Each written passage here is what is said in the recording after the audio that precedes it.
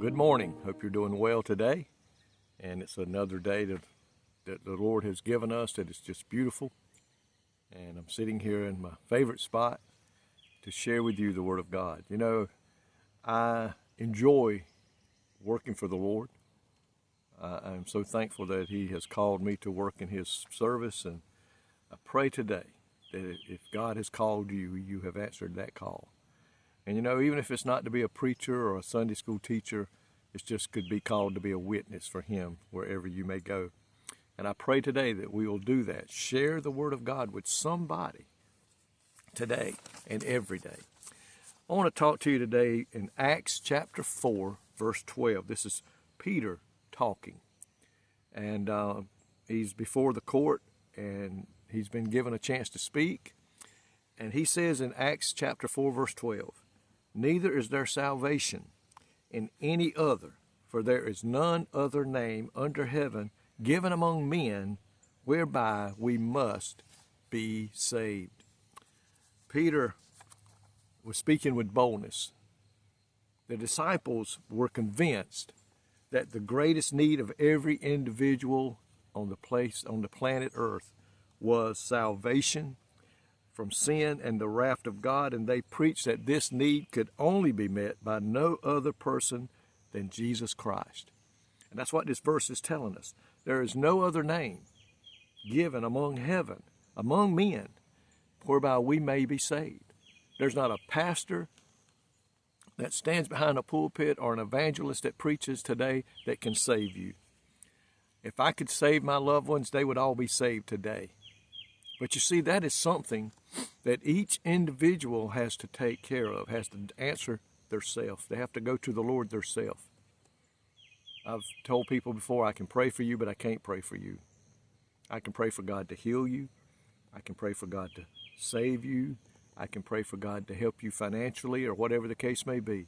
But the one prayer I can't pray for you is that prayer of repentance. If I could, there would not be a lost person today in this world. So we must remember that. This truth reveals the exclusive nature of the gospel and places upon the church, it places upon you and I, we're the church, a heavy responsibility of preaching the gospel to every person. If there is only one way a person can be saved, which is Jesus Christ, and we know that, and we've experienced that, we ought to be out there sharing it with every person we meet. And there's no excuse. I'm not a good talker to people. Listen, you're talking about something you should know about.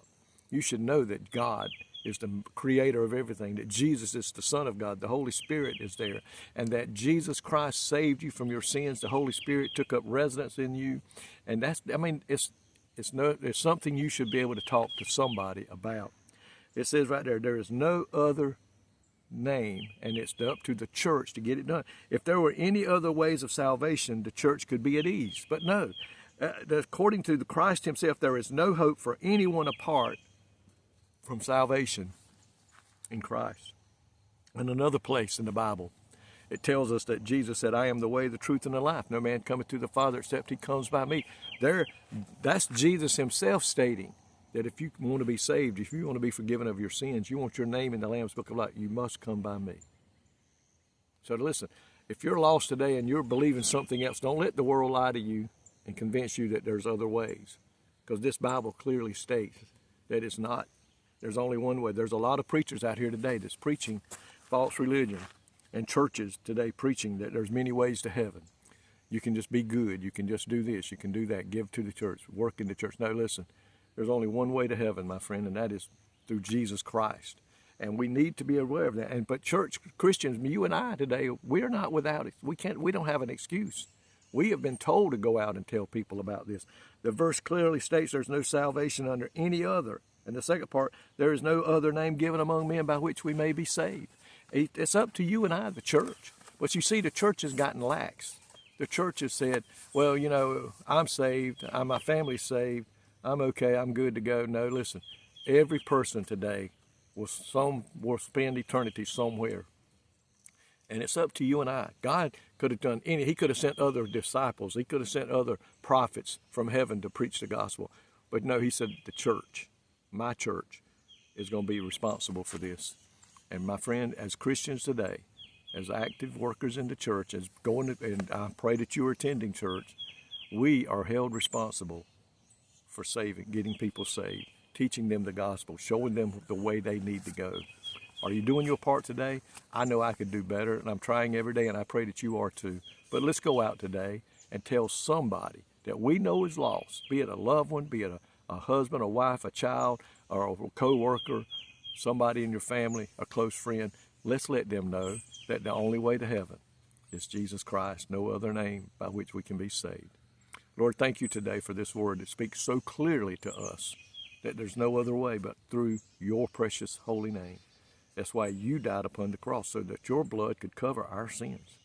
And today, God, I pray that we're all doing our part to win those that we can win to the Lord. In Jesus' name I pray today. Amen. I love each and every one of you today. May God richly bless you is my prayer.